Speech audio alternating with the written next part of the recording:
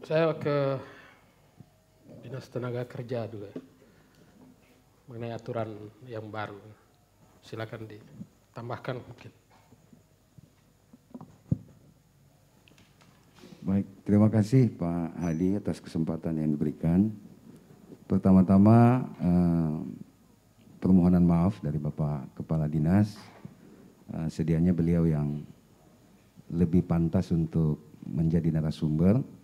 Berhubung beliau sedang isolasi mandiri dan sedang ada tracking dan menunjuk kami untuk mewakili. Mudah-mudahan dengan penunjukan saya ini tidak mengurangi hasanah yang akan kita tuju pada kesempatan hari ini. Pertama-tama kami mengucapkan banyak terima kasih dan mengapresiasi Mimosa TV dalam FDG ini, Forum Diskusi Gorontalo, mengangkat tema soal ketenagakerjaan. Dan ini juga menjadi sorotan publik, sehingga kami sangat berterima kasih apabila ini menjadi diskusi publik, diangkat untuk dicarikan sama-sama apa sebenarnya idealnya sebuah perlindungan jaminan sosial bagi tenaga kerja. Bapak Ibu yang kami hormati, mohon maaf tidak saya dapat sebutkan satu persatu terkait dengan jaminan sosial bagi tenaga kerja. Izinkan saya meriwayatkan apa yang saya ketahui tentang jaminan sosial.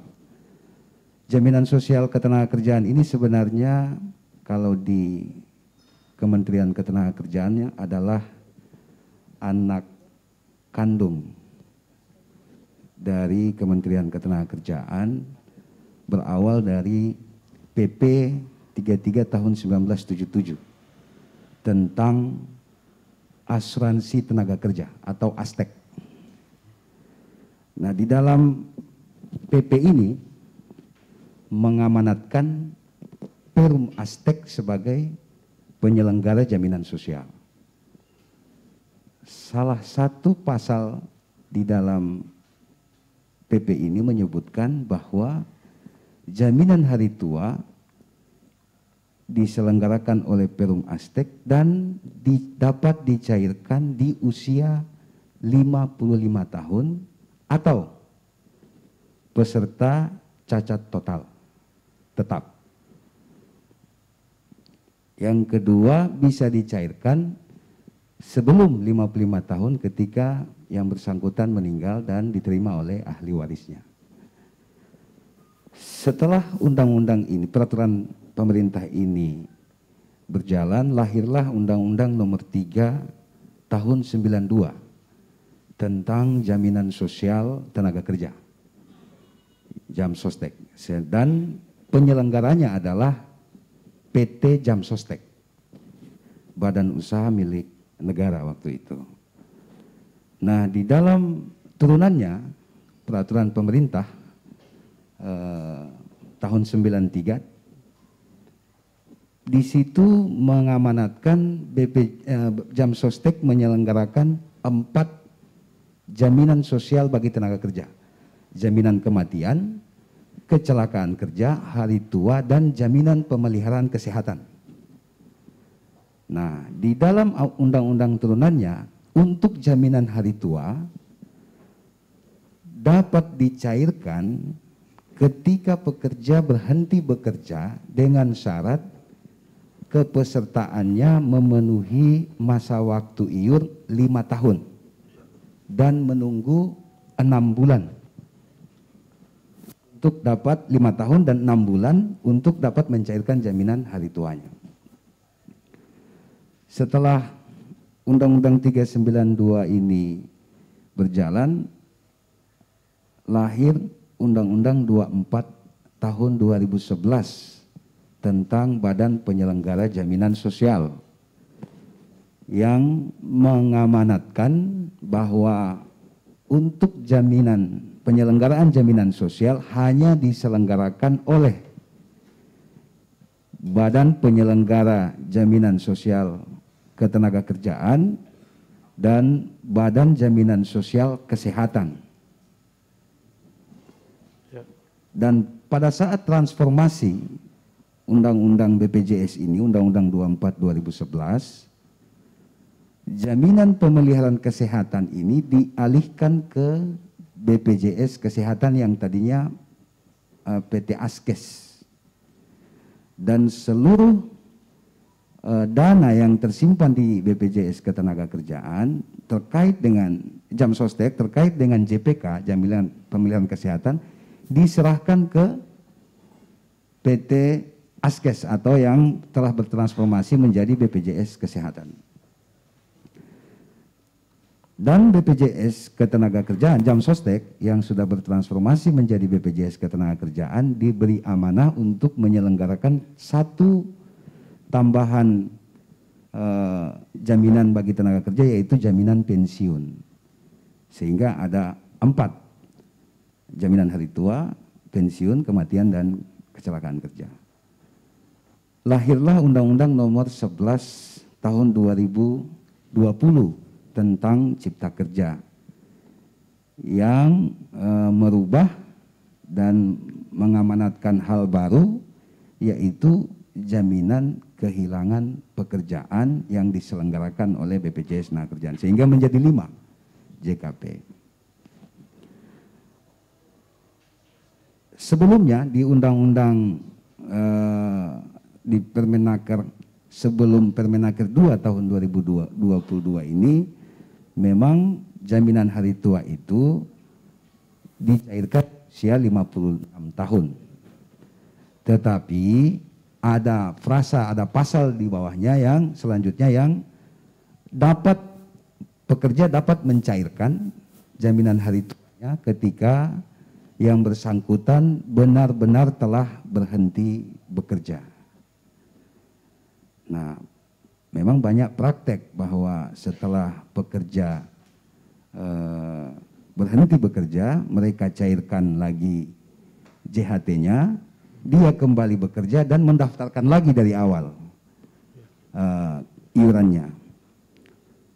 Nah, terkait dengan Peraturan Menteri Tenaga Kerja Nomor 2 Tahun 2002 tentang tata cara pembayaran dan manfaat jaminan hari tua ini, mungkin memang yang lebih tepat menjelaskan adalah Kementerian Ketenagakerjaan. Tetapi kami selaku instansi teknis di daerah pada prinsipnya akan terus menyelenggarakan urusan ketenagakerjaan secara optimal dengan segala kekurangan maupun hambatan yang ada. Dan tentu soal ketenagakerjaan ini bukan hanya soal jaminan hari tua, sebab ruang lingkup ketenagakerjaan ini adalah lingkup yang sangat luas. Ketika tenaga kerja belum bekerja, ketika tenaga kerja sementara bekerja, dan ketika tenaga kerja sesudah bekerja. Dan jaminan hari tua ini kita ada di ruang lingkup pekerja sesudah bekerja. Saya kira untuk permulaan ini yang dapat kami sampaikan. Terima kasih. Ya, menurut Pak Yodi sendiri, Permen nomor 2 ini layak tidak untuk dikeluarkan oleh Menteri? Terima kasih pertanyaannya Pak Hadi. Secara kapasitas tentu kami bukan orang yang tepat untuk menyatakan layak atau tidak. Dan memang kalau kami baca di berita-berita nasional, ada upaya-upaya yang ideal, yang sah secara hukum untuk menguji kelayakan dari Permenaker ini. Tetapi pada prinsipnya ketika secara subjektif kami membaca Permenaker ini, sebenarnya tujuan utamanya itu adalah bagaimana mengoptimalkan jaminan-jaminan yang sudah ada yang sementara diselenggarakan oleh BPJS Ketenagakerjaan. Karena ada nomenklatur jaminan kehilangan pekerjaan sebagai pembeda antara jaminan hari tua dan jaminan kehilangan pekerjaan. Sepengetahuan saya Pak Hadi, bahwa jaminan kehilangan pekerjaan itu tidak ada lagi tambahan iur dari pekerja maupun pengusaha. semuanya menjadi beban pemerintah. Dan kalau tidak salah di launching besok. Selama 6 bulan itu diterima ya CKP-nya. Formulasinya kami belum mengetahui secara persis, yang pasti adalah ketika tenaga kerja kehilangan pekerjaannya, maka potensi timbulnya kakak miskin baru itu menjadi terbuka karena dia tidak punya pendapatan lagi. Sehingga instrumen jaminan sosial ini sebagai safety net menjadi sangat penting. Mungkin di beberapa daerah ada safety net yang berbeda-beda. Kalau di Gorontalo, khususnya di provinsi kan ada bantuan non tunai, ada baksos, NKRI, ada semua ini adalah jaminan sosial yang sifatnya menjadi landasan terakhir untuk jangan sampai risiko sosial itu terjadi kepada para korban PHK. Saya kira demikian Pak Adi. Jadi menurut Pak Yodi sudah ideal itu ya. Jadi harusnya namanya juga jaminan hari tua. Jadi diterima pada saat sudah berusia tua kan begitu.